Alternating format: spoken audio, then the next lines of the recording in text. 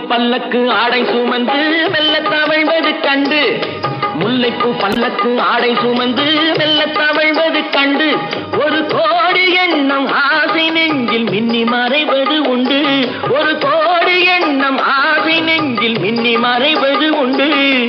அழகு நடையை பழகும் சிலையை அணைக்க வந்தேனே, இதழ்கள் பொழியும் அமுத மழையில் மிதக்க வந்தேனே. தங்கப்பதக்கத்தின் மேலே